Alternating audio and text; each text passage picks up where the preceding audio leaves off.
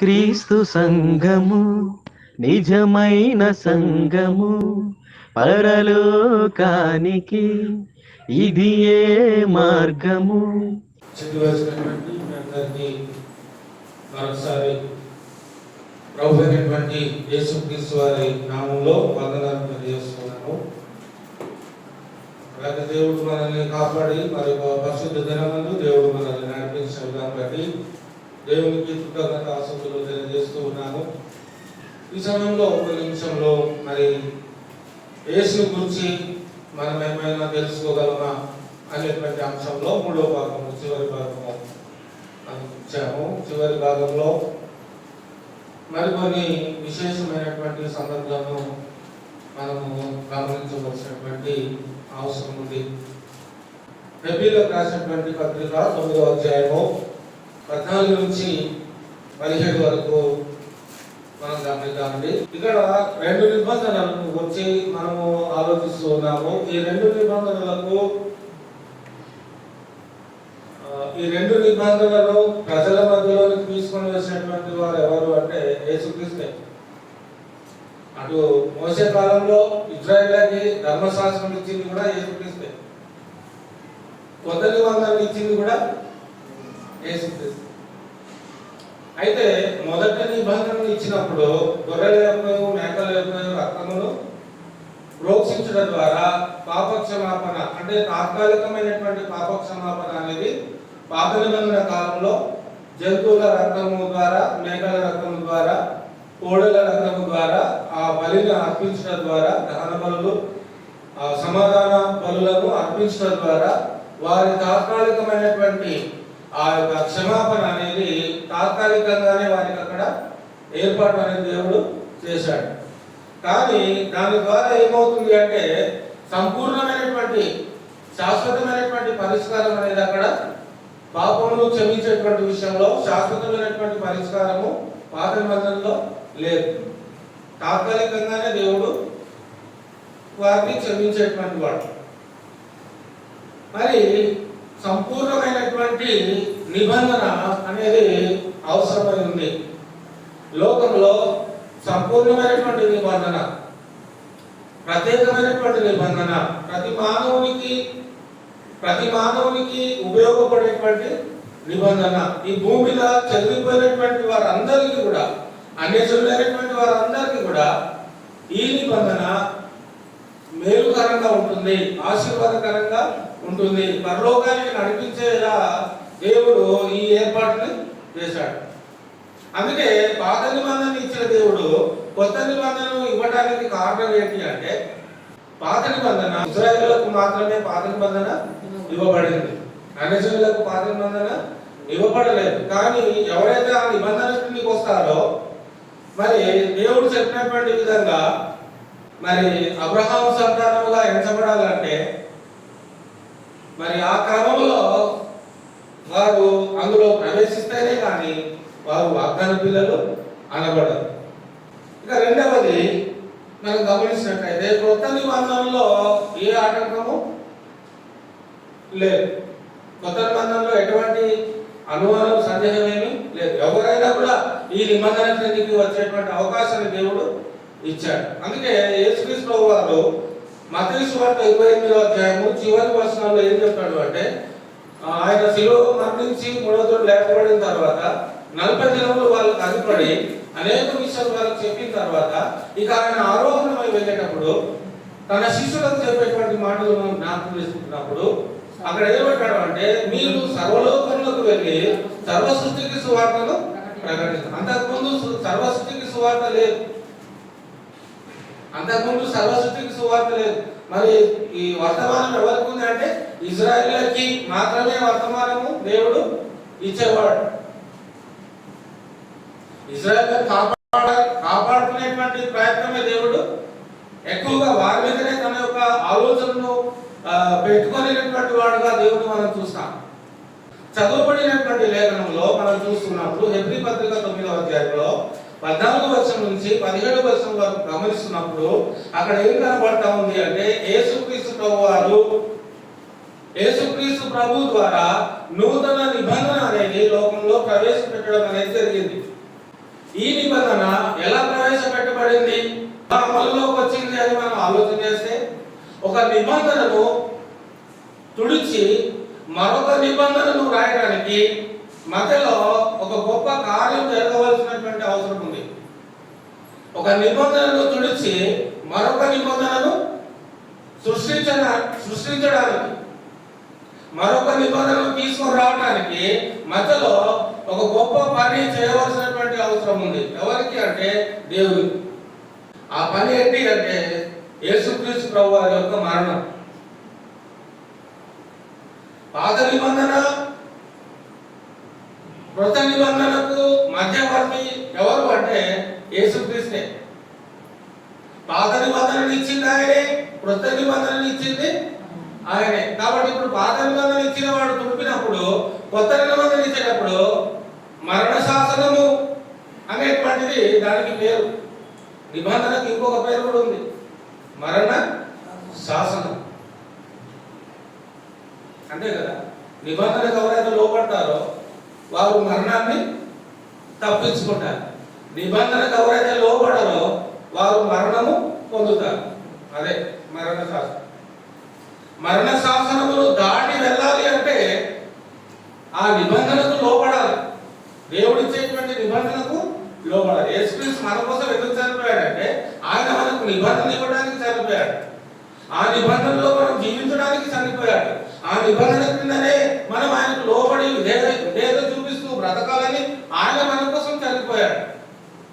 ఆ నిబంధనకే మనం లోబడకపోతే, ఆ నిబంధనకే మనం గౌరవం ఇవ్వకపోతే, ఆ నిబంధన క్రిందికి మనం రాకపోతే ఆయన మరణించిన ఆ కార్యక్రమం అంతా కూడా వృధానే అయిపోతా ఉంది. కాబట్టి ఆయన మరణము వలన ఇది సాధ్యమైంది. ఒక నిబంధనను, పాత నిబంధనను తుడిచి క్రొత్త నిబంధనను తీసుకొని రావడానికి తప్పకుండా ఆ వ్యక్తి మరణించిన వాడే ఉండాలి. ఒక శాసనాన్ని ఒక వ్యక్తి తీసుకొని వస్తా ఉన్నాడు అంటే ఆ శాసనం కోసం అతడు మరణించిన వాడే ఉండాలి. అంతే కదా. అర్థమవుతుందా? కన్ఫ్యూజ్ అవుతుందా? ఇప్పుడు యేసుక్రీస్తు గొప్పోడు, యేసుక్రీస్తు ఉన్నతమైన వాడు, యేసుక్రీస్తు దేవత్వంలో ఉన్నటువంటి ఆయన దేవుడు అని మనం ఎలాగైతే అనుకుంటున్నామో ఆ అనబడటానికి ఆయనకు అర్హత ఉంది అని మనం నమ్ముతున్నాం. కానీ వేరే వాళ్ళు నమ్మటం లేదు. అన్యజనులు చాలా మంది నమ్మటం లేదు. నమ్మాలంటే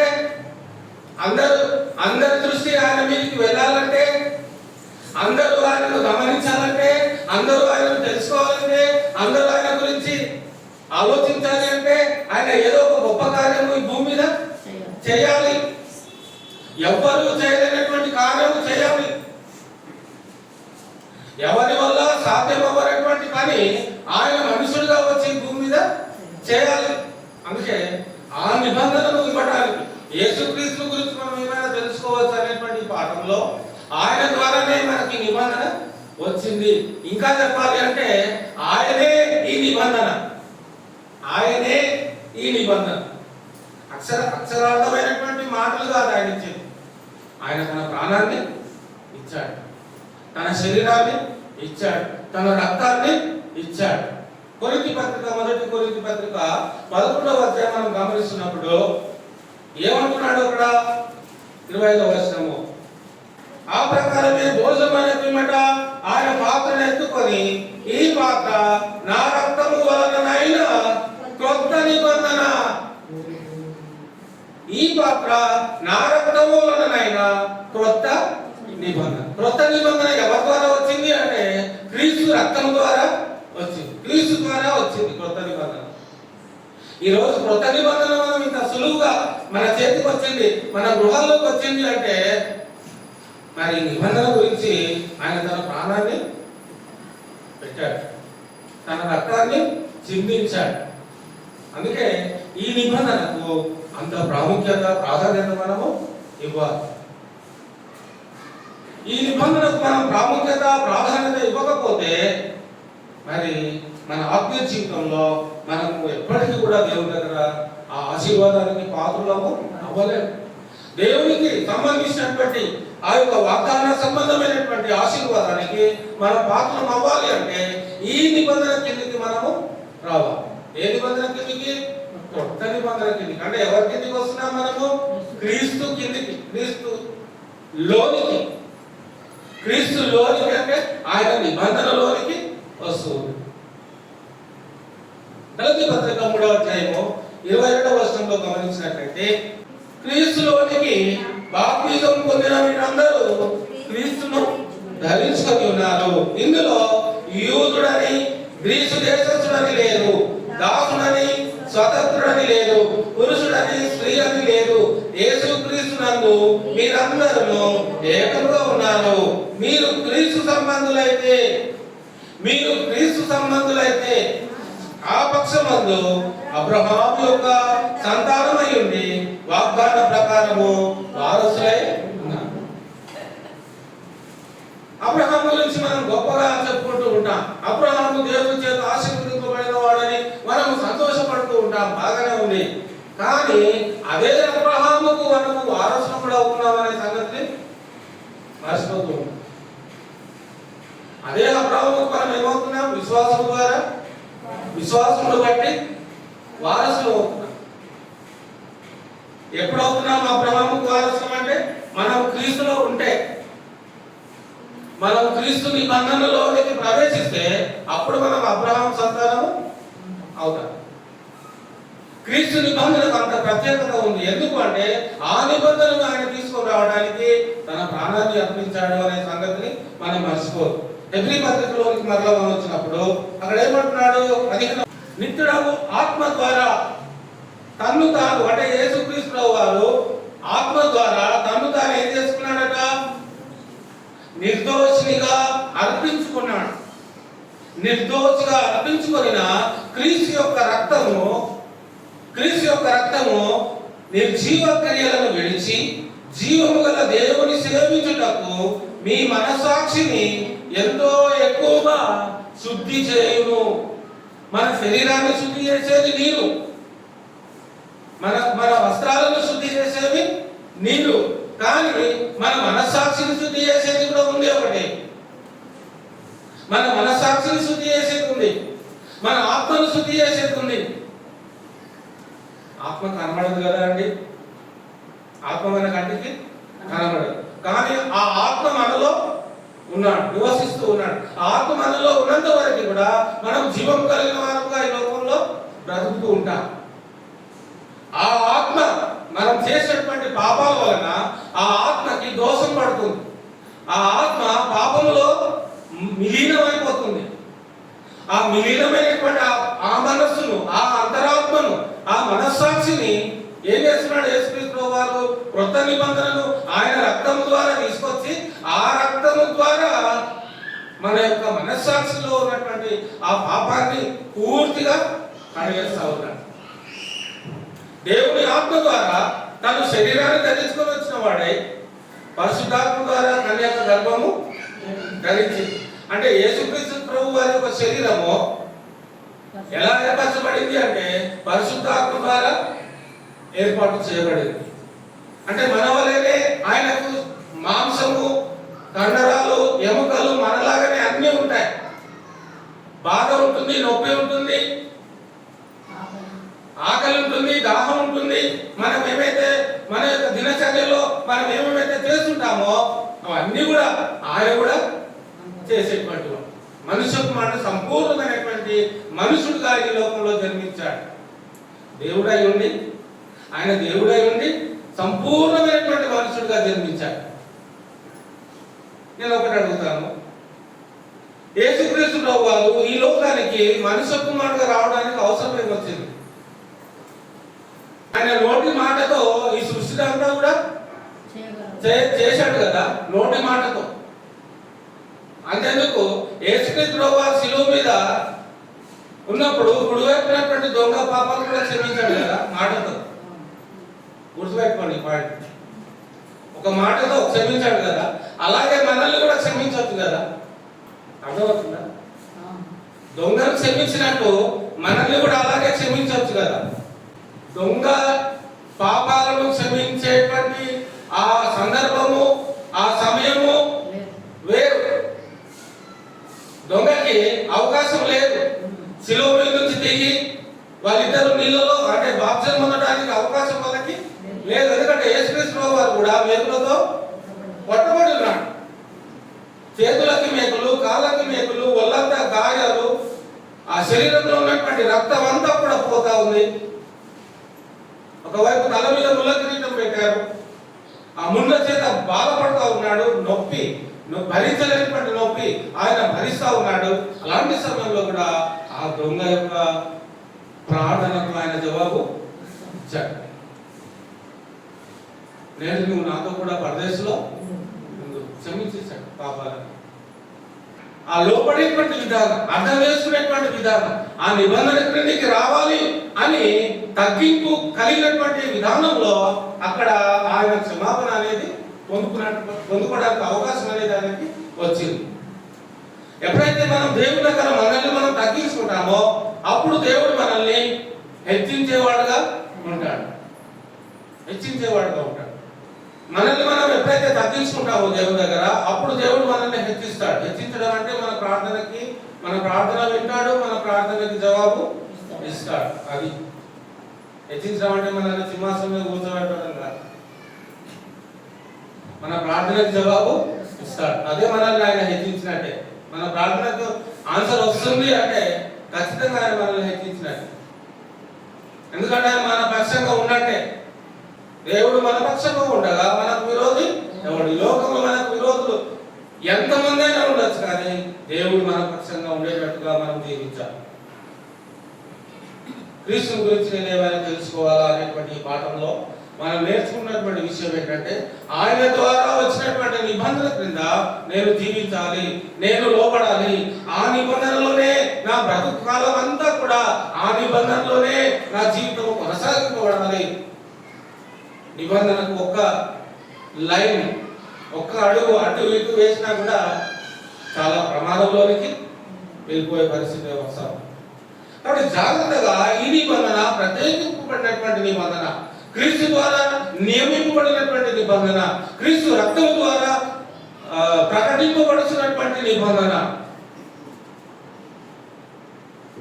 ఇది మీ కొరకు చిందింపబడి ఉన్న నా రక్తము అంటూ ఉంటాడు. మీరు రొట్టెలు తిని పాత్రను త్రాగడం వల్ల ప్రభు వచ్చే వరకు ఆయన మరణమును ప్రచురించుదురు. 25 ఆ ప్రకారమే భోజనం ఎత్తుమంట ఆయన పాత్రను ఎత్తుకొని ఈ పాత్ర నా రక్తములైన నా కృత నిబంధన, మీరు దీనిలో త్రాగినప్పుడల్లా నన్ను జ్ఞాపకం చేసుకుంటాక దీనిని చేయడానికి చెప్పాను. మీరు రొట్టెలు తిని పాత్రను త్రాగినప్పుడల్లా ప్రభు వచ్చే వరకు ఆయన మరణమును ప్రచురించుదురు.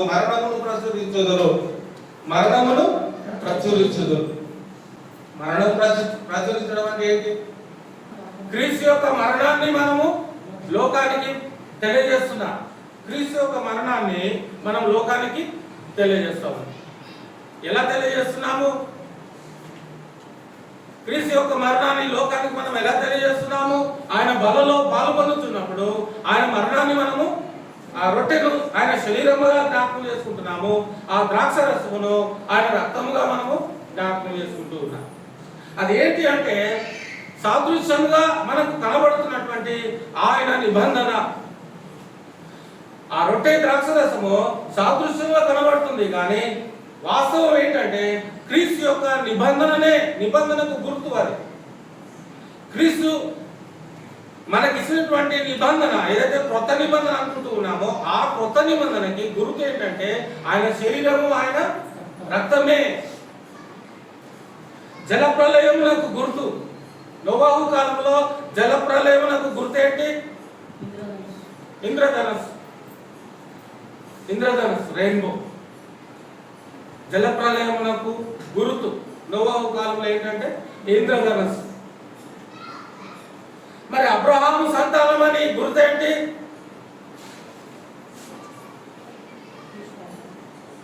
అబ్రహాము సంతానం అని చెప్పడానికి గుర్తేంటి లోకం అంటే సున్నతి, శరీర సంబంధమైనటువంటి సున్నతి. ఆ సున్నతి చేయించుకుంటేనే వారు అబ్రహాము సంతానముగా పిలువబడతారు పాత నిబంధన కాలంలో. మరి యేసుక్రీస్తు కూడా పుట్టినప్పుడు 8వ రోజు యేసుక్రీస్తు కూడా సున్నతి చేయబడింది. చాలా మంది ఇక్కడ చాలా సందేహాలు అనుమానాలు కూడా వస్తూ ఉంటాయి. ఒకవేళ యేసుక్రీస్తు ప్రభువు వారు సున్నతి చేయించుకుంటే మరి నేడున్నటువంటి క్రైస్తవులు సున్నతి చేయించుకుంటున్నారా అనేటువంటి ప్రశ్నలు కూడా వస్తూ ఉంటాయి. ఇక్కడ సున్నతి అనేది దేవుడు మనకి చెప్పేటువంటి ఆ యొక్క నిబంధనలో ఆయన మనకి ఏం తెలియజేస్తున్నాడు అంటే, ఆయన ధర్మశాస్త్ర కాలంలో ఈ లోకంలో జన్మించాడు. ధర్మశాస్త్రం అమలులో ఉన్నప్పుడు ఈ లోకంలో ఆయన జన్మించాడు. మనమే నిబంధనలో జన్మించాడు. యేసుక్రీస్తు ఏ నిబంధనల కింద జన్మించాడు? ఆయన ధర్మశాస్త్ర సంబంధమైనటువంటి నిబంధన క్రింద ఆయన జన్మించాడు. మనం ఎప్పుడు జన్మించాం? కొత్త నిబంధన వచ్చిన 2000 సంవత్సరాలకి మనం జన్మించాం. అంటే అంతే కదా, 2000 ఇయర్స్. కాబట్టి ఇప్పుడు ఈ యుగంలో జన్మించినటువంటి వారు ఈ నిబంధన క్రింద ఉండాలి. ఈ నిబంధన క్రిందనే మనము లోబడి జీవించాలి. మరి ధర్మశాస్త్ర కాలంలో ఆ పాత నిబంధన క్రింద ఉన్నటువంటి ఆ పరిస్థితుల్లో ఆయన జన్మించినప్పుడు ఆ నిబంధనకు తగినట్లుగా ఆయనకు అక్కడ సున్నతి అనేది చేయబడింది. ఇంకొకటి ఏంటంటే, సున్నతి అనేది ఆధ్యాత్మికమైనటువంటి సున్నతి బాప్తిజంతో పోలుస్తూ ఉన్నాడు యేసుక్రీస్తు ప్రభువు. పరిశుద్ధాత్మ దేవుడు పాత నిబంధనలో శరీర సంబంధమైనటువంటి సున్నతి ఉంటే, కొత్త నిబంధనలో ఆధ్యాత్మికమైనటువంటి సున్నతి ఏంటంటే బాప్తిజము అనేటువంటి సున్నతి ద్వారా ఒక వ్యక్తి తన పాపాలను క్షమించుకోగలుగుతా ఉన్నాడు. క్షమించుకున్న తర్వాత ఏమవుతున్నాడు అంటే, క్రీస్తులోనికి బాప్తిజం పొందుతున్నప్పుడు ఆ పాపాలు అతను చేసినటువంటి పాపాలు క్షమింపబడి అప్పుడే అతను ఏమవుతున్నాడు అంటే అబ్రహాం సంతానంగా మార్చబడతాం. గలతీ పత్రిక కింద మనం చూసుకున్నాం కదా, 3వ అధ్యాయం 27వ వచనంలో, క్రీస్తు యేసులోనికి బాప్తిజం పొందిన మీరందరూ క్రీస్తును ధరించుకొని ఉన్నారు. ఇందులో యూదుడని గ్రీసు దేశస్థుడని భేదము లేదు, పురుషుడని స్త్రీ అని భేదము లేదు. దేవుని యందు విశ్వాసం ఉంచడం ద్వారా మీరును ఆ అబ్రహాము సంతానముగా పిలువబడతా ఉన్నారు అనేటువంటి విషయాన్ని కూడా మనం అక్కడ చూస్తా ఉన్నాం. పాత నిబంధన చట్టం కింద పుట్టినప్పుడు ధర్మశాస్త్ర కాలంలో కనుక పుడితే ఆ వ్యక్తి అబ్రహాం సంతానంగా పిలువబడాలి అంటే ఖచ్చితంగా అతడు సున్నతి చేయబడాలి. శిశువు అయితే 8వ దినమందు సున్నతి చేయబడాలి. మగ శిశువు అయితే 8వ దినమందు అతనికి సున్నతి చేసేవారు. యేసుక్రీస్తు ప్రభు వారికి కూడా 8వ దినమందే సున్నతి చేశారు. ఇప్పుడు సున్నతి అనేది దేనికి అంటే అబ్రహాం సంతానముగా గుర్తింపు పొందడానికి, అబ్రహాం సంతానంగా పిలువబడటానికి అది ఒక గుర్తుగానే ఉంది. మరి ఇప్పుడు మనం దేవుని బిడ్డలము, విశ్వాసులము, మనం అబ్రహాం సంతానంగా పిలువబడాలి అంటే మరి మనకి కూడా దేవుడు ఒక నిబంధనని ఇచ్చాడు. ఆ నిబంధనకి గుర్తు కూడా ఇచ్చాడు. ఆయన శరీరము, ఆయన రక్తమే ఆ కృత నిబంధనకి గుర్తు. ఇది లేకుండా మనము క్రీస్తు నిబంధన క్రిందికి రాలేము. కాబట్టి క్రీస్తు ఏంటి అంటే ఆయన మనకి మధ్యవర్తిగా ఉన్నాడు. దేవునికి, తండ్రి అయినటువంటి దేవునికి మనకి ఆయన మధ్యవర్తిగా ఈ యొక్క కార్యాన్ని జరిగించడానికి ఆయన మధ్యవర్తి అయ్యాడు.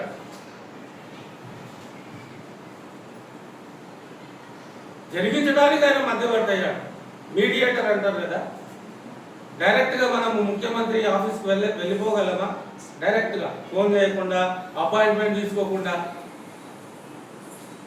ఏమండి, రేవంత్ రెడ్డి గారి ఆఫీస్కి డైరెక్ట్గా ఆయనకి ఒక మాట కూడా చెప్పకుండా, ఆయన దగ్గర ఏం పర్మిషన్ ఏం తీసుకోకుండా డైరెక్ట్గా మనకి టైం ఉన్నప్పుడు, మనకు టైం కుదిరినప్పుడు అప్పుడు పోతే ఆయన అలౌ చేస్తాడా మనల్ని? ఆయన దాకా పోవాల్సిన అవసరం, బయటనే కాంపౌండ్ వాళ్ళు బయటనే ఆపేస్తారు. అపాయింట్మెంట్ ఉందా, ఎవరు పంపించారు, ఎవరి ద్వారా వచ్చారు, మీకు ఎలా తెలుసు, మీరేమవుతారు, ఆయనకి ఏమైనా అవుతారా, మీ ప్రాబ్లం ఏంటి, మీ ఊరేంటి, మీ పేరేంటి, మీ ఆధార్ ఏంటి, మీ పాన్ కార్డ్ ఏంటి, మీ డీటెయిల్స్ ఏంటి, అన్నీ అడుగుతారు. అన్నీ అడిగిన తర్వాత కూడా అపాయింట్మెంట్ లేకపోతే లేదు, ఇప్పుడు అపాయింట్మెంట్ లేదు కాబట్టి మీరు అపాయింట్మెంట్ తీసుకొని రండి, అప్పుడు మీకు లోపలికి పర్మిషన్ ఇస్తామని చెప్పి అంటూ ఉంటాం. లోకంలో ఉన్నటువంటి ఒక రాష్ట్ర ముఖ్యమంత్రి దగ్గరికి వెళ్ళడానికే ఇంత ఉంది. ఒక రాష్ట్ర ముఖ్యమంత్రి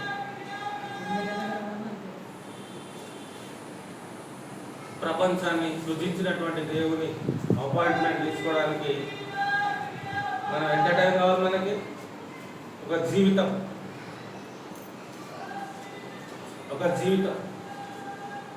జీవితం అంతా కూడా ఆయన కోసం మనం బ్రతికితే అప్పుడు మనం ఆయన దగ్గరికి వెళ్ళగలం. జీవితం అంతా ఆయన కోసం బ్రతకాలి, జీవితం అంతా ఆయనకు లోబడి జీవించాలి, జీవితం అంతా ఆయన నిబంధన కిందనే మన యొక్క బ్రతుకు పోరాటం కొనసాగింపబడాలి. ఏ మాత్రం కూడా తప్పుడు నిర్ణయాలు తీసుకొని ఆ నిబంధనను అతిక్రమించినట్లయితే, ఆ నిబంధనకు అవిధేయత చూపెట్టినట్లయితే, ఆ నిబంధనను ఒప్పుకోలేకపోతే, ఆ నిబంధనను అంగీకరించకపోతే ఎప్పటికీ మనం తండ్రిని చూడలేదు. ఎప్పటికీ. యోహాను సువార్త 3వ అధ్యాయము మొదటి నుంచి కొన్ని వచనాలు మనం గమనించినట్లయితే, అక్కడ నికోదేము అనేటువంటి ఒక వృద్ధుడు యేసుక్రీస్తు దగ్గరకు వచ్చి మాట్లాడుతూ ఉన్నాడు. చాలాసార్లు ఈ విషయాన్ని మనం చదువుకున్నాము. యూదుల అధికారి అయిన నికోదేమును పరిసయుడు ఒకడు ఉండెను. యూదుల అధికారి పరిసయుడుగా ఉన్నాడు. ఇతడు యూదులకి అధికారి. ఇతని కిందనే అందరూ యూదులు తన మాటకి లోబడి జీవించేటువంటి వారు. అలాంటి పరిస్థితి ఉన్నటువంటి నికోదేము ఏం చేస్తున్నాడు? అతడు రాత్రి యందు ఆయన యొద్దకు వచ్చి, దాని తర్వాత మనం గమనించినట్లయితే రాత్రి యొద్దకు వచ్చి అతడు బోధకుడా, నీవు దేవుని యొద్ద నుండి వచ్చిన బోధకుడు అని మేము ఎరుగుదుము. నీవు దేవుని యొద్ద నుండి వచ్చిన బోధకుడు అని మేము ఎరుగుదుము. దేవుడు అతనికి తోడై ఉంటేనే గాని నీవు చేసిన సూచక్రియలను ఎవడనూ చేయలేడని ఆయనతో చెప్పాను. అందుకు యేసు అతనితో, ఒకడు కొత్తగా జన్మించితేనే గాని అతడు దేవుని రాజ్యమును చూడలేడు. ఇప్పుడు యేసుక్రీస్తు ప్రభు జన్మించినప్పుడు సున్నతి చేస్తేనే గాని ఆయన అబ్రహాము సంతానముగా పిలువబడ్డాడు. అంతే కదా?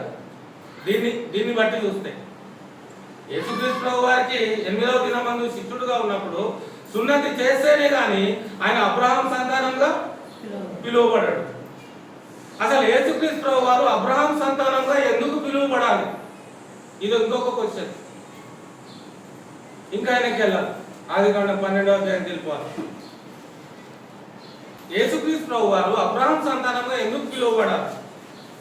యెహోవా మొదటి వచనం నుంచి 12వ అధ్యాయం ఆదికాండం మొదటి వచనం నుంచి 4-5 వచనాల వరకు చూద్దాం. యెహోవా, నీవు లేచి నీ దేశము నుండి, నీ బంధువుల యొద్ద నుండి, నీ తండ్రి ఇంట నుండి బయలుదేరి నేను నీకు చూపించు దేశమునకు వెళ్ళుము. నిన్ను గొప్ప జనముగా చేసి నిన్ను ఆశీర్వదించి నీ నామమును గొప్ప చేయుదును.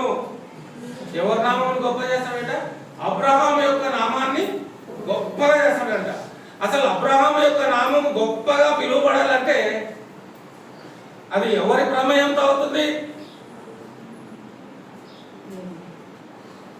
అబ్రహాం యొక్క పేరు గొప్పగా పిలువబడాలంటే అది ఎవరి ప్రమేయంతో అవుతుందో చెప్పాలి మీరు.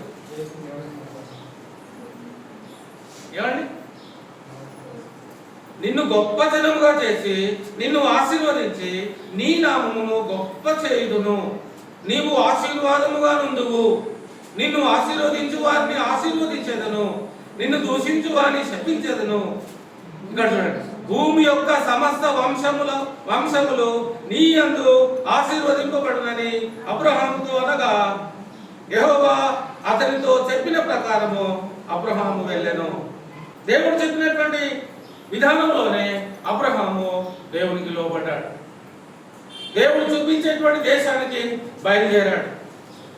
తన బంధువులను విడిచిపెట్టాడు, తన రక్త సంబంధాలను వదులుకున్నాడు, తన యొక్క ఆస్తిని వదులుకున్నాడు. అన్నింటినీ వదులుకొని ఆయన దేవుడు చెప్పినటువంటి దేశానికి బయలుదేరడానికి సిద్ధమయ్యాడు. దేవుని మాటకు ఎప్పుడైతే మనం విధేయత చూపెడతామో అప్పటి నుంచే మనకు దేవుడు ఆశీర్వదించడం అనేది మన జీవితంలో ప్రారంభమవుతుంది. దేవుని ఆశీర్వాదం మనం అనుభవించాలి అంటే మనం దేవునికి లోబడేటట్లుగా ఉన్నామా లేదా అని పరీక్షించుకొని ఆలోచించాలి.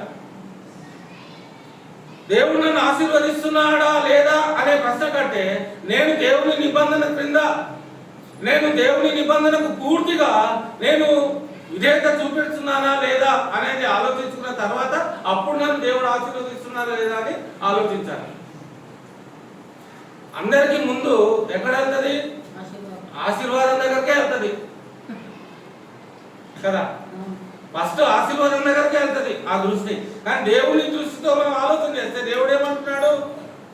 ఆదికాండంలో అబ్రహాముతో దేవుడు చెప్పింది చెప్పినట్లుగా చేశాడు కాబట్టి దేవుడు అబ్రహాముని ఆశీర్వదించాడు. ఇది పాయింట్, అసలు పాయింట్. అబ్రహాము దేవుడు చెప్పింది చెప్పినట్లుగా చేశాడు. ఏది తప్పకుండా, ఏది తప్పిపోకుండా చేశాడు. ఏది తప్పిపోకుండా, ఒక్కటి కూడా తప్పిపోకుండా ఆయనకు చెప్పిన విషయాల్లో, అబ్రహాము చెప్పిన విషయాల్లో ఏది తప్పకుండా చేశాడు. వేరే వాళ్ళ గురించి నేను మాట్లాడట్లేదు, అబ్రహాం గురించే మాట్లాడుతున్నాను. అబ్రహాముకు దేవుడు ఏదైతే చెప్పాడో ఆ చెప్పబడినటువంటి అన్ని కూడా అబ్రహాము దేవుడికి విధేయుడై, అంటే అబ్రహాముకి ఇవ్వబడినటువంటి నిబంధన అబ్రహాము నెరవేర్చాడు. ఇప్పుడు అబ్రహాము ద్వారా దేవుడు ప్రపంచాన్ని దీవించాలనుకుంటున్నాడు. అబ్రహాము దేవుడికి లోపడ్డాడు కాబట్టి దేవుడు అబ్రహామును దీవించాడు. ఇప్పుడు తన ద్వారా వచ్చేటువంటి వారసుని ద్వారా ప్రపంచాన్ని దీవించాలనుకుంటున్నాడు దేవుడు. అబ్రహాము ద్వారా రాబోయేటువంటి కాలంలో అబ్రహాము ద్వారా వచ్చేటువంటి మరి సంతానము ద్వారా ప్రపంచాన్ని దీవించాలనుకుంటున్నాడు దేవుడు. అందుకే అబ్రహామును దేవుడు దీవించినప్పుడు ఆ దీవెన దేనిని బట్టి అబ్రహాము సంపాదించుకున్నాడు అంటే తన లోబడినటువంటి విధానాన్ని బట్టి, దేవుడికి అతడు విధేయత చూపెట్టాడు కాబట్టి, దేవుడికి తనను తాను తగ్గించుకొని దేవుడికి ఆయన సాగిలపడి జీవించాడు కాబట్టి, భయపడి జీవించాడు కాబట్టి అబ్రహాము దేవుడు ఆశీర్వదించాడు. ఇప్పుడు మనం గమనించినట్లయితే ఇదే ఆదికాండము 17వ అధ్యాయము, ఆదికాండం 17వ అధ్యాయము 16 నుంచి, నేను ఆమెను ఆశీర్వదించి ఆమె వలన నీకు కుమారుని కలుగజేసేదను, నేను ఆమెను ఆశీర్వదించదను, ఆమె జనులకు తల్లి అయి ఉండును, జనముల రాజులు ఆమె వలన కలుగుదురని అబ్రహాముతో చెప్పెను. అప్పుడు అబ్రహాము సాగిలపడి నవ్వి, ఫస్ట్ ఈ మాట దేవుడు చెప్తున్నప్పుడు తన స్పందన ఎలా ఉంది? అబ్రహాం ఫస్ట్ ఏం చేస్తున్నాడు? దేవుడు మాట్లాడుతున్నప్పుడు తన ఫస్ట్ స్పందన ఎలా ఉంది? రియాక్షన్ అంటారు కదా దాన్ని, రియాక్షన్ అంటే దేవుడు మాట్లాడుతున్నప్పుడు అబ్రహాము ఫస్ట్ ఎలా రియాక్ట్ అయ్యాడు? సాగిలపడ్డాడు, తర్వాత నవ్వాడు. ఫస్ట్ దేవునికి సాగిలపడ్డాడు, తర్వాత నవ్వుకున్నాడు, తర్వాత అతనికి వయస్సు గుర్తొచ్చింది. దేవుని దగ్గర నమ్మాడు, దేవుని దగ్గర విశ్వసించాడు. దేవుడు చెప్తున్నాడు అంటే ఖచ్చితంగా దేవుడు నాకు సంతానాన్ని ఇస్తాడు అని అనుకున్నాడు. కానీ అది నమ్మకం ఉంది అబ్రహాముకి. కానీ ఎక్కడో ఒక దగ్గర కొంచెము అపనమ్మకత్వం కూడా ఉంది.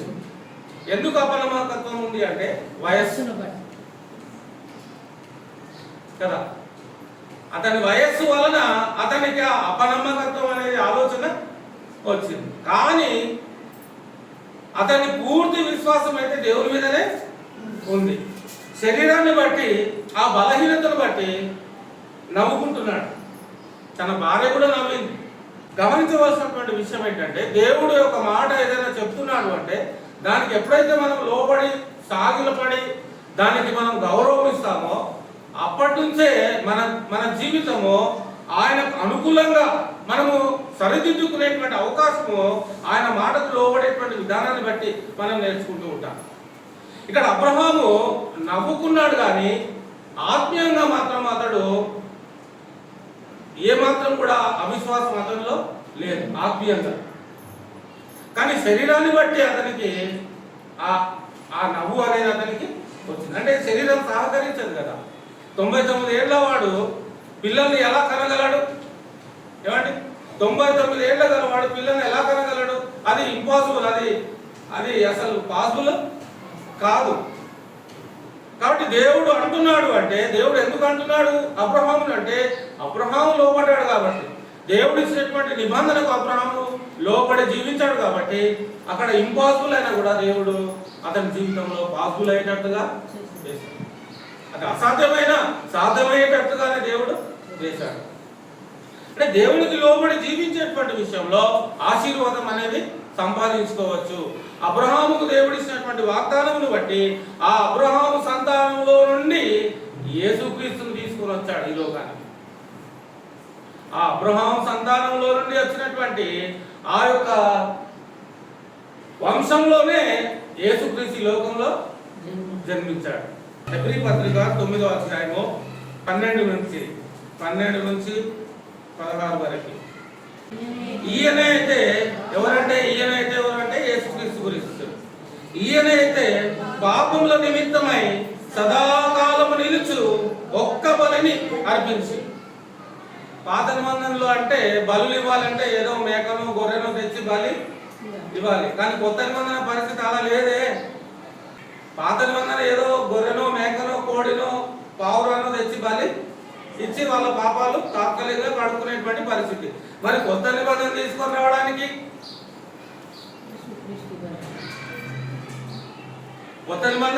రావడానికి ఏమైంది అంటే ఆయనే ఆ గొర్రె పిల్ల అయిపోయాడు. ఆయనే. ఆలోచిస్తున్నారా? దీన్ని లైట్ గా తీసుకోవద్దు, మనం దీన్ని సీరియస్ గా తీసుకోవాలి. ఎందుకంటే నిబంధనను తీసుకొని రావడానికి ఆయన చేసినటువంటి కార్యక్రమము చాలా గొప్పది, చాలా ఉన్నతమైంది. అది మనము గ్రహించగలుగుతున్నప్పుడు, అది మనం ఆలోచించగలుగుతున్నప్పుడు దాని యొక్క విలువ అనేది చాలా దేవుని దృష్టిలో ఎంతో కీలకమైంది, ఎంతో ఉన్నతమైంది. అందుకే అలాంటి ఆయన సింహాసనం మీద కూర్చొని ఉన్నటువంటి ఆయన ఎక్కడో ఆయన పాదపీఠమైనటువంటి భూమి మీద రావడం ఏంటి, శరీరాన్ని ధరించుకొని అవతరించడం ఏంటి, 33.5 సంవత్సర కాలంలో మన కోసం ఆయన మరణము పొందడం ఏంటి, ఆయన శరీరం మీద ఆ శిక్షను వేసుకోవడం ఏంటి, ఆయన ద్వారా మనకు విమోచన ఇవ్వటం ఏంటి, ఆయన ద్వారా ఆయన రక్తం ద్వారా మనకి క్షమాపణ ఇవ్వటం ఏంటి, ఆయన ద్వారా మనకు నిత్య జీవం ఇవ్వడం ఏంటి, నిత్య జీవం ఇవ్వడం అంటే పరలోకంలో ప్రవేశం ఇవ్వడం ఏంటి అనేది ఆలోచిస్తున్నప్పుడు అది ఎంత విలువైంది అనేటువంటి విషయాన్ని మనము గ్రహించుకోగలుగుతూ ఉంటాం. అది ఎంతో విలువైంది. దేవుని దృష్టిలో పరలోకము మనకి ఎంతో విలువైంది. దానికి ఇవ్వవలసినటువంటి విలువ మనము ఇవ్వాలి. పరలోకానికి ఈరోజు విలువ ఉంది అంటే దేనిని బట్టి ఉంది? పరలోకానికి ఈరోజు విలువ ఉంది అంటే దేనిని బట్టి ఉంది? దేవుడు నివసించేటువంటి చోటు. దేవుడు నివసించేటువంటి చోటు.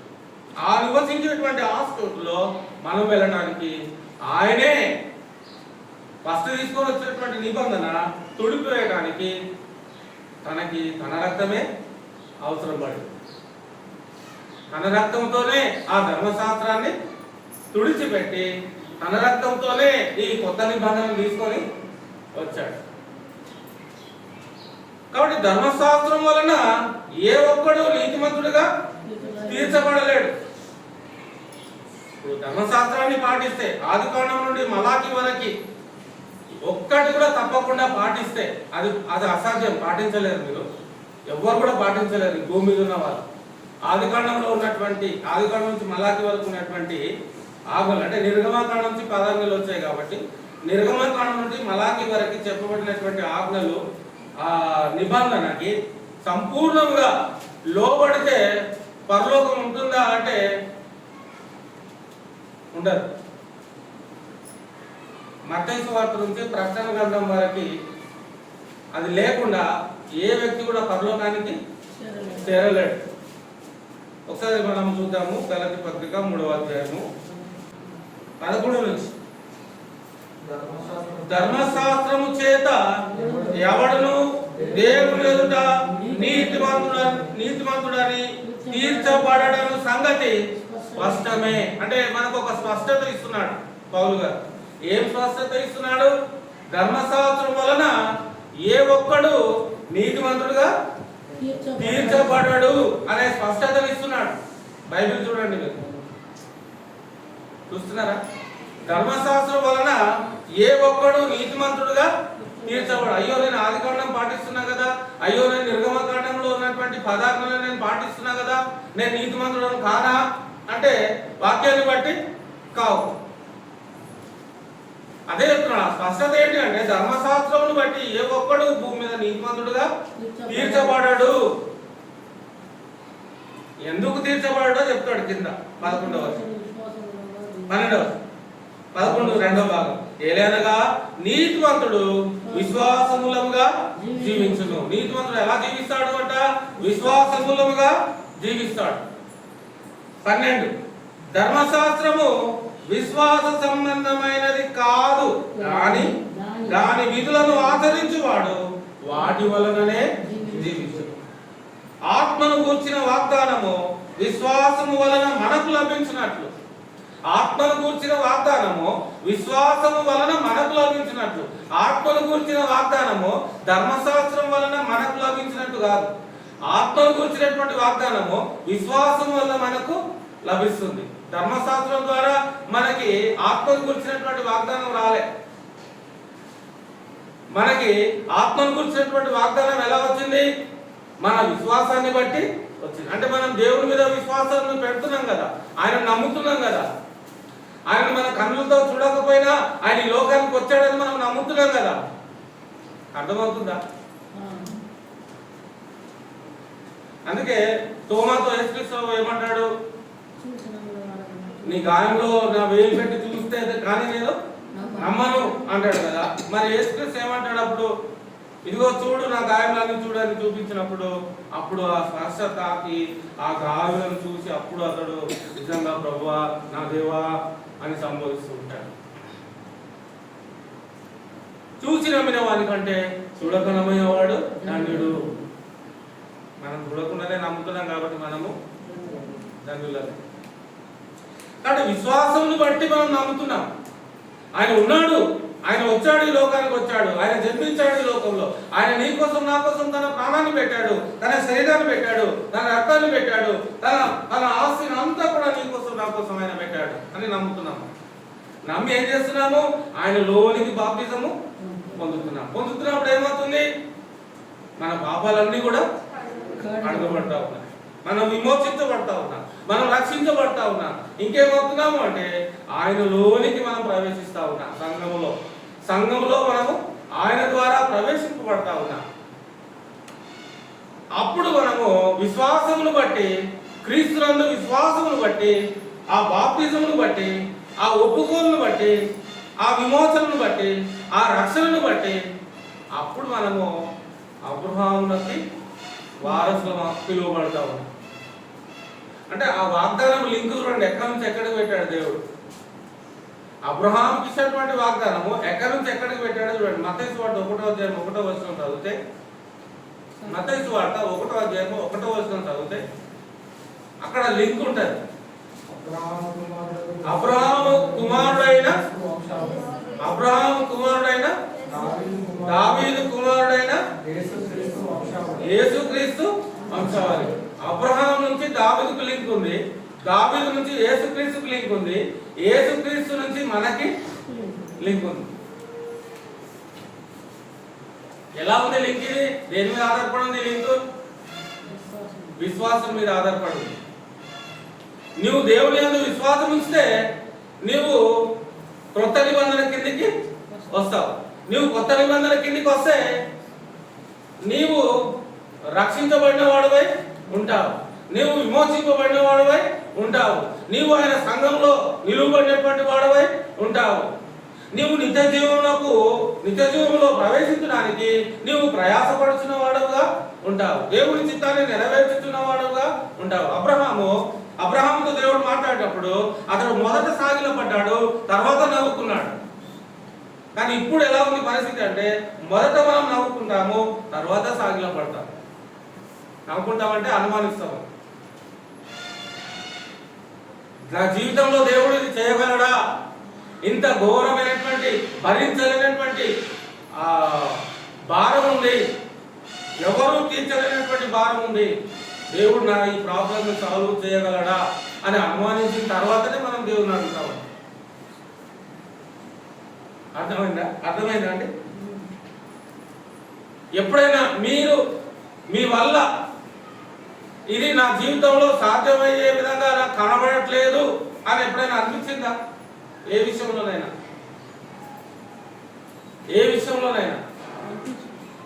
ఇది నా వల్ల కాదు అని అనిపించింది ఎప్పుడైనా? మానవులుగా ఈ లోకంలో జీవిస్తున్నప్పుడు అబ్రహాముకే అనిపించింది మనం ఎంత, అంతే కదా? అబ్రహాంకి అనిపించింది శరీరాన్ని బట్టి. అబ్రహాము శరీరాన్ని బట్టి ఆ మాట, ఆ సిగ్గుపడటం అనేది అక్కడ ఆ కార్యక్రమం అక్కడ జరిగినప్పటికీ కూడా ఇప్పుడు మనం కొత్త నిబంధన కింద ఉన్నాము అనేటువంటి సంగతిని మర్చిపోవద్దు.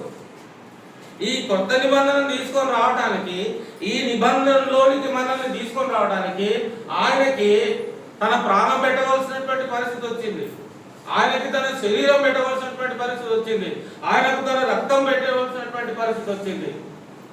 సృష్టికర్త అయినటువంటి దేవుని యొక్క ప్రాణము సృష్టి కంటే విలువైంది కాదా? ఏమండి?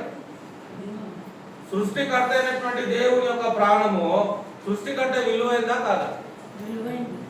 ఆ సృష్టిలో మనం జీవిస్తున్నామని గుర్తుంచుకోవాలి. దేవుని నోటి మాట ద్వారా సృజించబడినటువంటి ఈ సృష్టిలో మనం జీవిస్తున్నాం. ఎలా జీవిస్తున్నాము?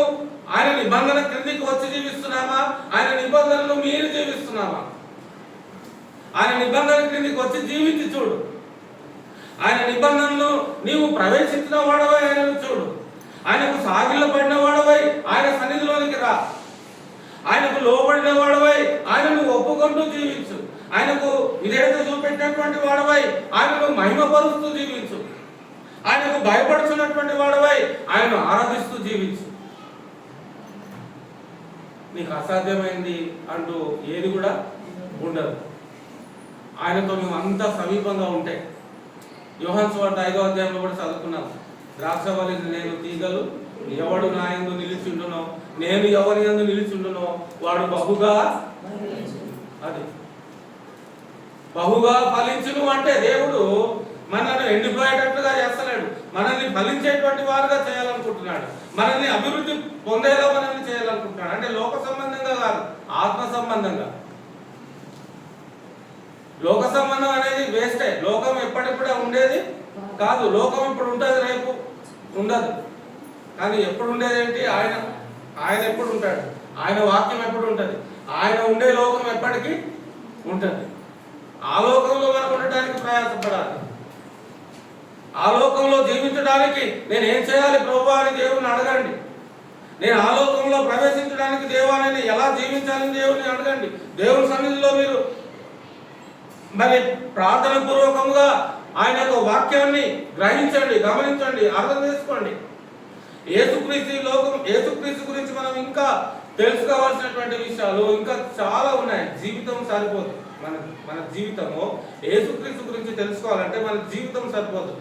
ధర్మశాస్త్రం వలన ఏ వ్యక్తి కూడా నీతిమంతుడుగా తీర్చబడడు. గలతీ 3:13. ఆత్మ గురించిన వాగ్దానము విశ్వాసం వల్ల మనకు లభించినట్లు చూడండి, గమనించండి.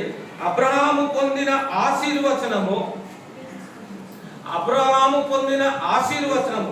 ఆదికాండం 12వ అధ్యాయంలో చదువుతున్నాం కదా. దేవుడు అబ్రహాం ఏం చేశాడు? ఆశీర్వదించాడు. ఆ అబ్రహాం పొందినటువంటి ఆశీర్వచనము క్రీస్తు యేసు ద్వారా అన్యజనులకు కలుగు. అన్యజనులు అంటే మనమే. అంతే కదా, మనం అన్యజనులమే. క్రీస్తులోనికి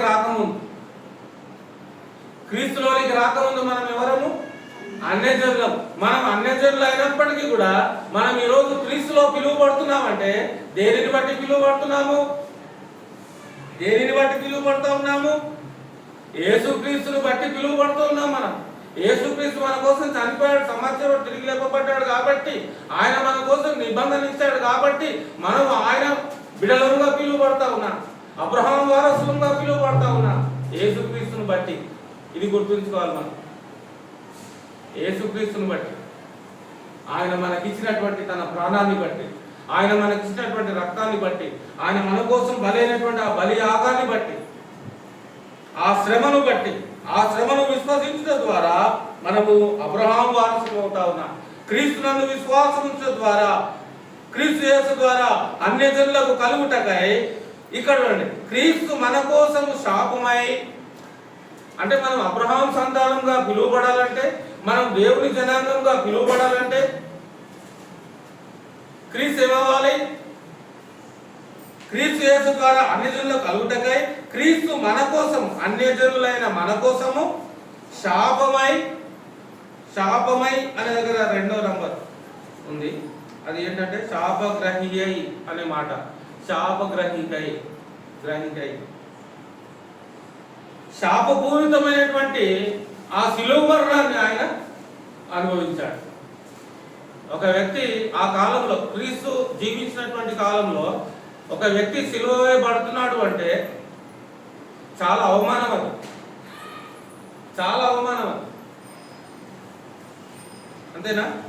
మనం పొందిన ఆశీర్వచనము క్రీస్తు యేసు ద్వారా అన్యజనులకు కలుగుటకై క్రీస్తు మన కోసం శాపమై మనలను ధర్మశాస్త్రం యొక్క శాపం నుండి విమోచించను. మనలను ధర్మశాస్త్రం యొక్క శాపము నుండి విమోచించను. ధర్మశాస్త్ర సంబంధమైనటువంటి శాపము నుండి మనలను క్రీస్తు ఏం చేస్తున్నాడు? విమోచిస్తున్నాడు, విడిపిస్తున్నాడు. క్రీస్తు రాకముందు అన్యజనులమైనటువంటి మనము ధర్మశాస్త్రాన్ని ముట్టుకునే అర్హత కూడా మనకి లేదు. ఈవెన్ ఇజ్రాయేలీలకు కూడా పదార్థాలు ముట్టుకునే అర్హత లేదు. ఇజ్రాయేలీలకు అంటే ధర్మశాస్త్ర కాలంలో చెప్తుంది. ధర్మశాస్త్రాన్ని అంటే పదార్థాలను, దేవుడు ఇచ్చినటువంటి నిబంధన, పాత నిబంధనను ముట్టుకునేటువంటి అధికారము దేవుడు యాజకులకి, ప్రధాన యాజకులకి, ఆ స్టేటస్ లో ఉన్నటువంటి వారికే దేవుడు అధికారాన్ని ఇచ్చాడు, రాజులకి ఇచ్చాడు. పాత నిబంధనలో ఆ మందస్థంలో ఉన్నటువంటి ధర్మశాస్త్రంను ముట్టుకోవాలని చాలా మంది అక్రమంగా ముట్టుకోవాలని ప్రయత్నం చేశారు. కానీ దేవుడు అక్కడ యాక్సెప్ట్ చేయలేదు. వాళ్ళు వెంటనే వారిని అక్కడి నుంచి నిలువబడకుండా అక్కడనే వాళ్ళని కట్ చేసి పడేస్తారు. అంత విలువైంది ధర్మశాస్త్రం పాత నిబంధన చట్టం ప్రకారం. మరి కొత్త నిబంధన చట్టం ఏంటంటే ఆయనే, సాక్షాత్తు ఆయనే ఆ కొత్త నిబంధన అయిపోయాడు. ఇదిగో ఇది నా శరీరము, ఇది నా రక్తము, ఇది నా కొత్త నిబంధన అని చెప్తా ఉన్నాడు. విలువైంది. ఆ అమూల్యమైనటువంటి కొత్త నిబంధన కింద మనం వచ్చాం కాబట్టి చాలా మనము విధేయులై దేవుని సన్నిధిలో దీవించవలసినటువంటి అవసరం ఉంది. ఇక్కడ క్రీస్తు మన కోసము శాపమై మనలను ధర్మశాస్త్రం యొక్క శాపం నుండి విమోచించను. ఇందును గూర్చి, ఇది ఇక్కడనే ఉంది, ఇందును గూర్చి మ్రాను మీద వ్రేలాడిన ప్రతివాడును, అంటే శిలువ మీద వ్రేలాడిన ప్రతివాడును, శిలువ మీద వ్రేలాడిన ప్రతివాడును ఏమై ఉన్నాడు? శాపగ్రస్తుడు. శిలువ మీద వేలాడే ప్రతివాడు శాపగ్రస్తుడు. శాపగ్రస్తుడే శిలువ మీద వేలాడతాడు. సింహాసనం మీద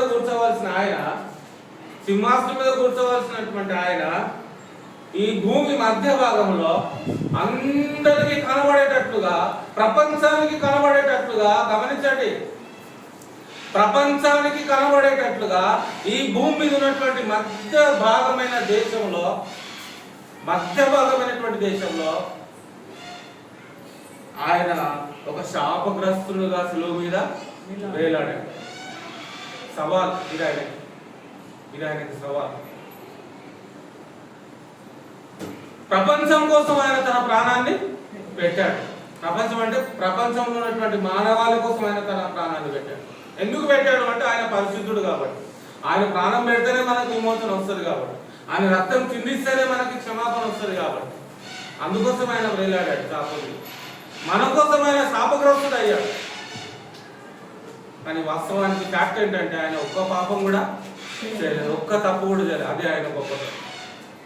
ఏ పాపం లేకుండా ఆయన శాపమును ఆయన మోసుకొని ఆ శాప భారాన్ని ఆయన రాళ్ళ మీద వేలాడి మరి మన కోసం ఆయన అక్కడ ఆ కార్యాన్ని చేయవలసి వచ్చింది. అది మనం గమనించాలి. 15వ వచనము 2వ భాగము 15వ వచనంలో మనం వెళ్తూ ఉన్నట్లయితే, సహోదరులారా, మనుష్య రీతిగా మాట్లాడుచున్నాను, మనుషుడు చేసిన ఒడంబడిక అయినను స్థిరపడిన తర్వాత ఎవడును దానిని కొట్టివేయడు, దానితో మరి ఏమీ కలపడు. అబ్రహామునకు పాయింట్కి వచ్చాడు. అబ్రహామునకును అతని సంతానమునకును వాగ్దానములు చేయబడిను. అబ్రహాముకి వాగ్దానం చేయబడింది, అతని సంతానానికి కూడా వాగ్దానము చేయబడింది. దేవుడు అబ్రహామును ఆశీర్వదించాడు, అబ్రహాముకు దేవుడు వాగ్దానం ఇచ్చాడు. అలాగే అబ్రహాము కుమారులైనటువంటి వారికి కూడా దేవుడు, ఆ ఇస్సాకు కూడా దేవుడు వాగ్దానము ఇచ్చాడు. ఇస్సాకు ద్వారా పుట్టినటువంటి యాకోబు కూడా దేవుడు వాగ్దానము ఇచ్చాడు. యాకోబు ద్వారా పుట్టినటువంటి 12 మంది జనాంగాలకు కూడా దేవుడు వాగ్దానము, వాళ్ళకు కూడా దేవుడు వాగ్దానము ఇచ్చాడు. ఇలాగున దేవుడు అబ్రహామును తన సంతానానికి వాగ్దానాలు ఇచ్చి వారిని ఆశీర్వదించాడు. అదే చెప్తున్నాడు 16వ వచనం, అబ్రహామునకును అతని సంతానమునకును వాగ్దానములు చేయబడెను. ఆయన అనేకులను గూర్చి అన్నట్టు సంతానములకును అని చెప్పక ఒకరి గూర్చి అన్నట్టే చెప్పాడు. నీ సంతానమును నేను ఆశీర్వదిస్తాను అన్నాడు అబ్రహాము. నీ సంతానాన్ని నేను ఆశీర్వదిస్తాను. నీ అంటే ఏకవచనమా బహువచనమా? ఏకవచనం. ఇక్కడ నీ సంతానమునకును అనేను. ఆ సంతానము ఎవరట? క్రీస్తు. అబ్రహాముకు చెప్పినటువంటి నీ సంతానము ఎవరట? ఆ నీ అబ్రహాముకు దేవుడు వాగ్దానం ఇచ్చాడు కదా, నీ సంతానానికి నేను ఆశీర్వదిస్తాను, నీ సంతానాన్ని నేను ఆశీర్వదిస్తానంటే ఆ నీ ఎవరు? అబ్రహాము ద్వారా వచ్చినటువంటి క్రీస్తు. ఆ వాగ్దానం ఇచ్చింది ఆయనే అబ్రహాముకి. ఇక్కడ వచ్చింది శరీరధారిగా వచ్చాడు, అక్కడ ఆత్మీయంగా మాట్లాడుతున్నాడు, ఇక్కడ శరీరధారిగా వచ్చి అనేక పాటలు పడ్డాడు. ఒక శాపగ్రస్తుడు వేలాడవలసినటువంటి స్థానంలో ఆయన మన కోసము శిలువ మీద వేలాడాడు. క్రీస్తుని గురించి తెలుసుకోవడం అంటే, సృష్టికర్త అయినటువంటి దేవుడు నీ కోసం నా కోసము ఒక శాపగ్రస్తమైనటువంటి శిలువ మీద మరణించాడు, తన ప్రాణాన్ని పెట్టాడు. ఈ భూలోకంలో ఏ దైవం కూడా మన కోసం ప్రాణము పెట్టలేదు. ఒక నిబంధన తీసుకొని రావాలంటే మాత్రం అందరు ముందుకు వచ్చేస్తూ ఉంటారు, అనేక రకాలైనటువంటి నిబంధనలు తీసుకొని వస్తూ ఉంటారు. కానీ యేసుక్రీస్తు వారు కూడా నిబంధన తీసుకొని రావడానికి ఆయన తన ప్రాణాన్ని అర్పించాడు. అర్పించిన తర్వాతనే ఆ నిబంధనకి గౌరవం అనేది వచ్చింది. ఆయన మరణించకపోతే కొత్త నిబంధనకి విలువ లేదు. ఆయన మరణించకపోతే కొత్త నిబంధనకు విలువ లేదు. అసలు సువార్త అంటేనే ఆయన మరణము, సమాధి, పునరుత్థానము. నిబంధన అంటేనే ఆయన మరణము, సమాధి, పునరుత్థానమే ఆయన నిబంధన. ఆయనలో ఉన్నటువంటి ఆ నిబంధనను మనం ఒప్పుకోవాలి, లోబడాలి, జీవించాలి. హెబ్రీలకు రాసినటువంటి పత్రిక 10వ అధ్యాయము 5వ వచనము, ఆయన ఈ లోకమందు ప్రవేశించినప్పుడు ఇలాగు చెప్పుచున్నాడు. ఆయన ఈ లోకమందు ప్రవేశించినప్పుడు ఇలాగున చెప్పుచున్నాడు. ఏం చెప్తున్నాడు?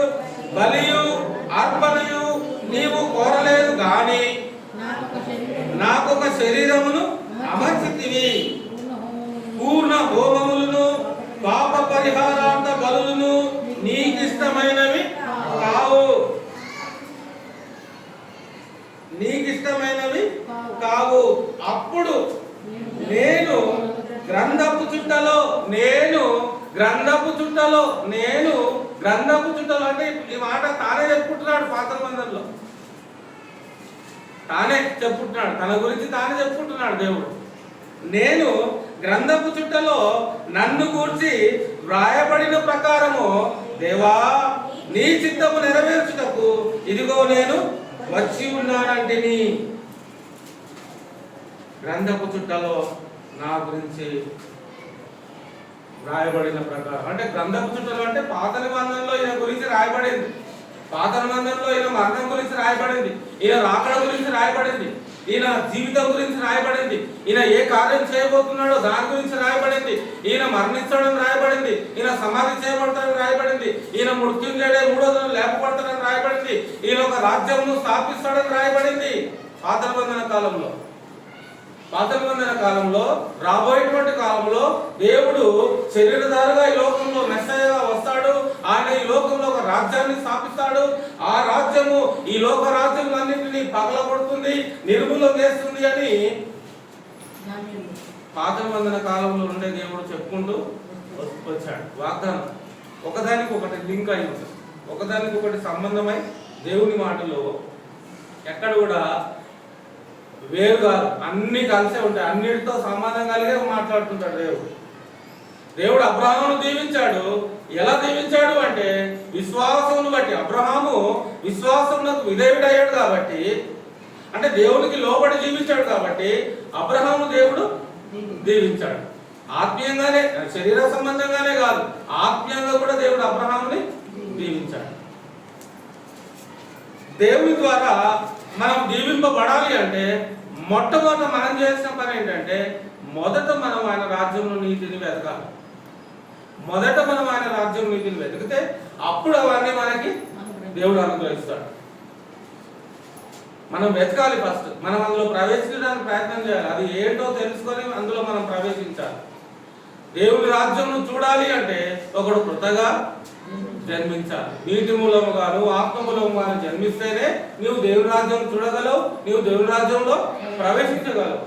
నీవు దేవుని రాజ్యంలో ప్రవేశించిన తర్వాతనే కదా బ్లెస్సింగ్స్ అనేది నీకు స్టార్ట్ అవుతాయి. దేవుడిని దీవించాలంటే నువ్వు యోగ్యత సంపాదించుకోవాలి కదా. దేవుడు అబ్రహాం దీవించాలంటే అబ్రహాం యోగ్యత సంపాదించుకోవాలి కదా. యోగ్యత సంపాదించుకోవాలంటే అబ్రహాం లోబడాలి కదా. అర్థమవుతుంది? అబ్రహాం లోబడితేనే కదా అబ్రహాం దేవుడు ఆశీర్వదిస్తాడు. నీవు నేను లోబడితేనే కదా దేవుడు నన్ను ఆశీర్వదిస్తాడు. ఆ ఆశీర్వాదానికి నేను అర్హత సంపాదించుకోవాలంటే దేవుడు చెప్పిన ఆ సహవాసంలో నేను ఉండాలి కదా, ఆ రాజ్యంలో నేను ప్రవేశించిన వాడనే ఉండాలి కదా, అర్హత నేను సంపాదించుకోవాలి కదా. ఒక జాబ్ రావాలంటే, చిన్న జాబ్ రావాలన్నా కూడా ఒకటి ఖచ్చితంగా అడుగుతాం మనల్ని, ఒక్కటే, అది ఏందో చెప్పండి. చిన్న జాబ్ ఎక్కడైనా మనం జాబ్ సంపాదించుకోవాలి, ఒకటి అడుగుతారు కంపల్సరీ, ఆధార్ కార్డు. నీకు బ్యాంక్ లో అకౌంట్ కావాలన్నా ఏం కావాలి? ఆధార్ కార్డు కావాలి. నీకు పాన్ కార్డు కావాలన్నా ఆధార్ కార్డు కావాలి. చివరికి నీకు ఫోన్ లో సిమ్ కొనాలన్నా కూడా ఆధార్ కార్డు కావాలి. నీకు రేషన్ కార్డు కావాలన్నా కూడా ఆధార్ కార్డు కావాలి.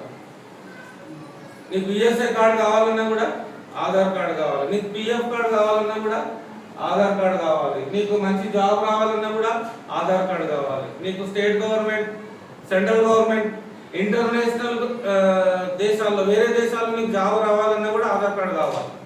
కావాలంతా అర్హత అన్నట్టు. అది మనం ఇండియన్ సిటిజన్ అని చెప్పుకోవడానికి అది సాక్ష్యం. ఆధార్ కార్డ్ మనం భారతీయులమని సాక్ష్యం చెప్తుంది. మరి నేను క్రైస్తవులని సాక్ష్యం చెప్పేది ఏంటి? నేను దేవుని బిడ్డలని సాక్ష్యం చెప్పేది ఏంటి? గుర్తు ఏంటి? ప్రూఫ్ ఏంటి? నీతి మూలముగాను ఆత్మ మూలముగాను జన్మిస్తేనే తప్ప నీవు దేవుని రాజ్యాన్ని చూడలేవు, ప్రవేశించలేవు. కొత్త నిబంధనకి గుర్తు ఏంటి? ఆయన శరీరము, క్రీస్తు శరీరము, క్రీస్తు రక్తము. క్రైస్తవుడు అవడానికి గుర్తు ఏంటి? బాప్తిజం.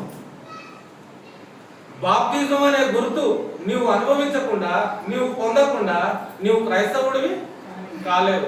నువ్వు క్రైస్తవుడివి కాకుండా నువ్వు ప్రభు యొక్క ఆశీర్వాదానికి పాత్రుడవు కాలేవు. నువ్వు ప్రభు యొక్క ఆశీర్వాదానికి పాత్రుడవు కాకుండా పరలోకానికి నువ్వు వెళ్ళలేవు. ఒకదానికి ఒకటి లింక్. ఒక్క ఇంజన్, ట్రైన్లో ఒక్క ఇంజన్ పోయిందంటే వెనకాల 30 డబ్బాలను ఉన్నది, 50 డబ్బాలను ఉన్నది, 100 డబ్బాలను ఉండదు. ఏమైనా యూస్ఫుల్లా? ఏమైనా ప్రయోజనమా? ఇంజన్ లేదు. ఇంజన్ లేని ట్రైన్ ఎవరైనా ఎక్కుతారా? ఏమండి? ఇంజన్ లేని ట్రైన్ ఎవరైనా ఎక్కుతారా? లేదు, నేను ఎక్కుతాను పోతానంటే పోతుంది. అది ఇంజన్ లేని ట్రైన్ పోతుంది. ఎక్కడ పోతుంది? నరకానికి పోతుంది. ఇంజన్ ఉన్న ట్రైన్ మనం ఎక్కాలి, అందులో ప్రవేశించాలి. ఆ ఆశీర్వాదానికి మనం పాత్రలము అవ్వాలి. మనం లోబడి అర్హతను సంపాదించుకోవాలి. క్రీస్తుని గురించినటువంటి ఔన్నత్యాన్ని, ఆయన దేవత్వాన్ని మనం పరిశీలన చేస్తున్నప్పుడు ఆయన తను తాను రిక్తులుగా చేసుకొని వచ్చాడు. మనల్ని దీవించడానికి ఆయన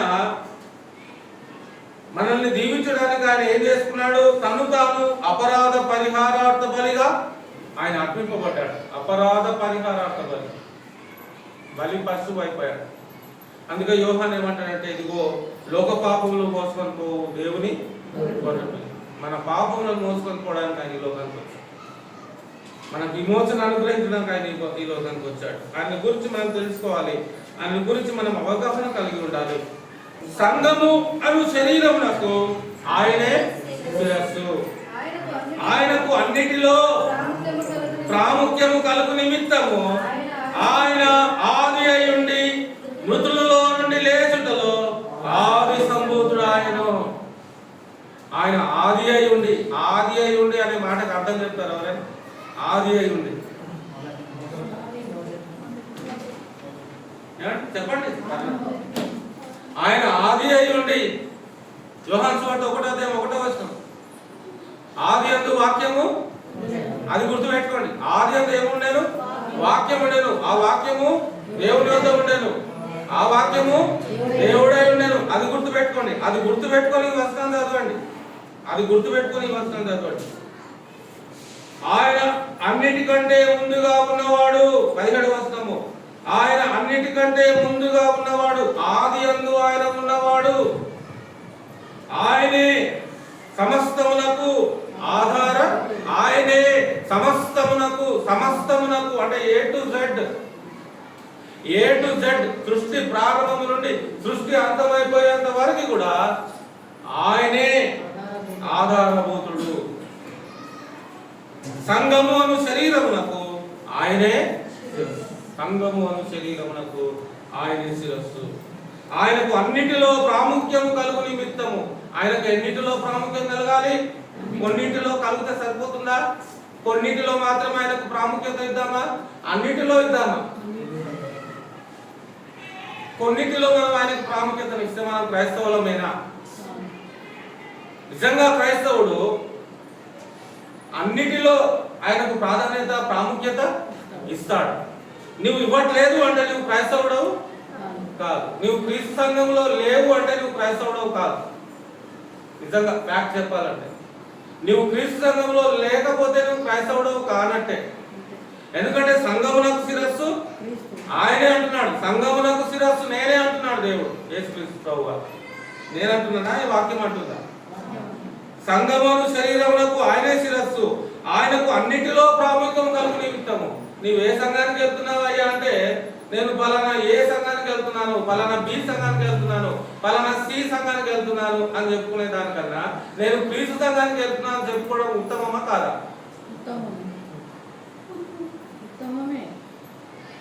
సంఘానికి శిరస్సు ఆయనే అని అన్నప్పుడు ఆ శిరస్సు అనేటువంటి ఆయన పేరు చెప్పుకోవడానికి ఏమైంది? ఆయన ప్రజలు అని చెప్పుకోవడానికి ఏమైంది? ఆయన సంఘము అని చెప్పుకోవడానికి ఏమైంది? నీకు నామూసియా? నీకు అవమానమా? నీవు క్రీస్తు సంఘం సభ్యుడు అని చెప్పుకోవడానికి అవమానమా? ఆయనే కదా మన కోసం అవమానపరచబడ్డాడు. భూమి మధ్య భాగంలో ఉన్నటువంటి దేశంలో ఆ అవమానకరమైనటువంటి, ఇందాక చదువుకున్నాం కదా గలతీ పత్రిక, శిలువ మీద ఎవరెత్తారు? మ్రాను మీద వేలాడు ప్రతివాడును శాపగ్రస్తుడే వేలాడతాడు. అంత శాపగ్రస్తమైనటువంటి మరణం ఆయన మన కోసం పొందాడు కదా. మరి ఆయన వారము, ఆయన సంఘము వారము అని చెప్పడానికి మనకెందుకు సిగ్గు? ఆయన సంఘ సభ్యులు అని చెప్పడానికి మనకెందుకు సిగ్గు? అడ్డమైన పేర్లన్నీ చెప్పుకొని పిలుచుకుంటున్నాం కదా. నేను ఆ సంఘ సభ్యుని, నేను ఈ సంఘ సభ్యుని అని. ఆయన పేరు చెప్పడానికి ఏమైంది? అర్థమవుతుందండి? ఇక్కడ వాక్యం ఏం చెప్తుంటే అన్నిటిలో ఆయనకు ప్రాముఖ్యం కలగాలి మన ద్వారా. అసలు మనం ఉన్నది ఈ లోకంలో దేనికోసం ఉన్నాం అంటే ఆయనకు ప్రాముఖ్యత ఇవ్వడానికి, ఆయనను ఘనపరచడానికి, ఆయనను మహిమపరచడానికి, ఆయన పేరును మనం చూపెట్టడానికి ఉన్నాం ఈ లోకంలో. ఆయన పేరును ప్రపంచానికి చూపెట్టడం కోసం ఉన్నాం ఈ లోకంలో. కాదా? ఆయన కార్యాలను చూపెట్టడానికి ఉన్నాం ఈ లోకంలో. ఆయన చేసేటువంటి గొప్ప కార్యాలు ఈ లోకంలో మన కోసం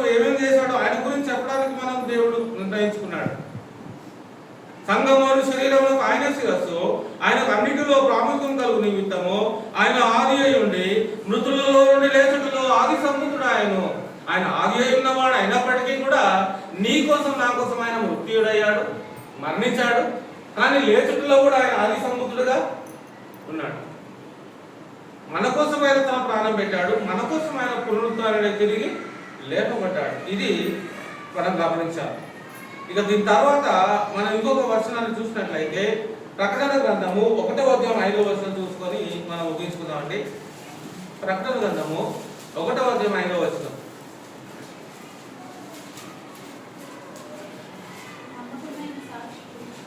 ప్రకటన గ్రంథము 1వ అధ్యాయం 5వ వచనంలో నమ్మకమైన సాక్షి మృతులలో నుండి ఆది సంభూతుడుగా లేచిన వాడును భూపతులకు అధిపతి అయిన యేసుక్రీస్తు నుండి కృపా సమాధానములు మీకు కలుగును గాక. మనలను ప్రేమించుచు తన రక్తం వలన మన పాపముల నుండి మనలను విడిపించిన వానికి. ఆగుదాం ఒకసారి. మనలను ప్రేమించుచు తన రక్తము వలన ఏం చేస్తున్నాడు?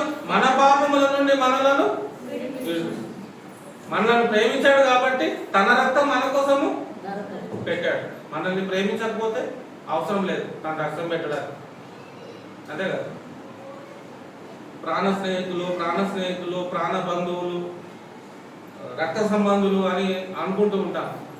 ఏం చేయట్లేదు అనుకోండి, చెప్పడానికి కూడా నామూసేది మనం వాళ్ళ బంధువులు అని చెప్పడానికి, అంతే కదా. ఏం చేయకపోతే అంటే చేసేంత ఆ పొజిషన్ వాళ్ళకు ఉన్నప్పటికీ కూడా చేయకపోతే, అంతేనా? నేను తప్పంటున్నా. అంటే హెల్ప్ చేయాల్సినటువంటి స్తోమత మన దగ్గర ఉన్నా కూడా మనం కొంచెం కూడా సహాయం చేయకపోతే ఎలా ఉంటుంది? మళ్ళీ చెప్పుకోవడానికి అబ్బా వాళ్ళని చాలా ప్రేమిస్తా, చాలా ఇష్టపడతా, వాళ్ళంటే నాకు ప్రాణం అని చెప్పుకోవడము మంచిదే. కానీ అలా చూడడం కూడా ఉండాలి కదా, క్రియలో కూడా కనపరచాలి కదా. వాళ్ళ మీద ప్రేమ ఎంతవరకు ఉంది, ఎంతవరకు నువ్వు వాళ్ళకి హెల్ప్ఫుల్గా ఉన్నావు, ఎంతవరకు నువ్వు వాళ్ళకి సహాయం చేస్తున్నావు. ₹1 దానం చేయవు కానీ వాళ్ళ మీద నాకు చాలా ప్రేమ ఉంది అంటే ₹1 చివరికి వాళ్ళకి వచ్చే ₹1 కూడా లాక్కునే ప్రయత్నం చేస్తాం కానీ మనం సహాయం మాత్రం. కానీ ఏమంటాం? చాలా ప్రేమ ఉంది వాళ్ళంటే. ఇది చెప్పుకునే ప్రేమనే ఇది 100% ప్రేమ కాదు. మరి 100% ప్రేమ ఏంటంటే నిజంగా మనల్ని ప్రేమించిన వాడు మన కోసం ప్రాణము, ఇది 100% ప్రేమ. యేసుక్రీస్తు మనల్ని ప్రేమించుచు తన రక్తం వల్ల మన పాపం నుండి మనల్ని విమోచించిన వానికి, అందుకే ఆయనకు మహిమ రావాలి. మన కోసం ఆయన తన ప్రాణం పెట్టాడు కాబట్టి మన ద్వారా ఆయనకు మహిమ రావాలి, మన ద్వారా ఆయనకు ఘనత రావాలి, మన ద్వారా ఆయనకు మంచి పేరు, ఇంకా మంచి పేరు రావాలి. మన ద్వారా, మన జీవితం ద్వారా మనల్ని విడిపించే వారికి మహిమ ప్రభావం యుగయుగములు కలుగును గాక. ఆమేన్. ఆయన మనలను తన తండ్రి యొక్క దేవునికి ఒక రాజ్యముగాను యాజకులుగాను చేశాడు. ఇదిగో ఆయన మేఘారూఢుడై వచ్చుచున్నాడు, ప్రతి నేత్రము ఆయనను చూచును, ఆయనను పొడిచిన వారును చూచేదరు, భూజనులందరూ ఆయన చూసి రొమ్ము కొట్టుకుంటారు. ఆయన వచ్చినప్పుడు భూమి ఉన్నటువంటి వాళ్ళందరూ కూడా బాధపడుతూ ఉంటారు, రొమ్ము కొట్టుకుంటూ. ఎందుకు రొమ్ము కొట్టుకుంటూ ఉంటారంటే ఆయనను గుర్తించలేనటువంటి వారు, ఆయనను స్వీకరించలేనటువంటి వారు, ఆయన యందు విశ్వాసం ఉంచలేనటువంటి వారు, ఆయనలో రక్షించబడని వారు రొమ్ము కొట్టుకుంటారు. ఇది పాఠం. క్రీస్తుని గురించి తెలుసుకోవాల్సినటువంటి ఇంకా చాలా ఉన్నాయి. ఒక క్రమం ద్వారా ఆయన మనకు మేలు చేయాలనుకుంటున్నాడు. ఒక విధానంలో ఉంటేనే మనకు ఆయన మేలు చేస్తాడు. ఆ విధానంలో లేకపోతే మనకు మేలు ఆయన చేయలేడు. ఆయన చేయని వాడని కాదు, చేస్తాడు. కానీ ఎప్పుడు మనం దాన్ని వదులుకుంటామంటే ఆ విధానంలో మనము నడిచినప్పుడే. అందుకే అబ్రహాము దేవుని నమ్మెను, అది అతనికి నీతిగా ఎంచబడేది. దేవుడు నోవాహుతో చెప్పింది అంతా చేశాడు, అప్పుడు దేవుడు నోవాహుని రక్షించాడు. అలాగే కొత్త నిబంధనలు ఇచ్చినటువంటి యేసుక్రీస్తు వారు మనకు మేలు చేద్దాం అనుకుంటున్నాడు, మనల్ని ఆశీర్వదించాలనుకుంటున్నాడు, మనల్ని సురక్షితంగా తన సన్నిధిలో నిలుపుకోవాలనుకుంటున్నాడు. కాబట్టి ఆయన నిబంధన క్రిందికి మనం రావాలి, ఆయనకు లోబడి జీవించడం నేర్చుకోవాలి. ఆయన యందు విశ్వాసం ఉంచిన వారమై, ఆయన సంఘములో ప్రవేశించినటువంటి వారమై, ఆ కొత్త జన్మ అనుభవంలో మనము చేర్చబడినటువంటి వారమై, ఆయన సంఘంలో జీవించుతున్నటువంటి వారంగా ఉండి ఆయన ఆశీర్వాదానికి పాత్రలు అవ్వడానికి సిద్ధమవ్వాలి. దేవుడి మాటలను మనకు బలింపజేయను గాక. అందరికి వందనాలు. ఎంతో ఓపికతో విన్నారు. అందరికి వందనాలండి.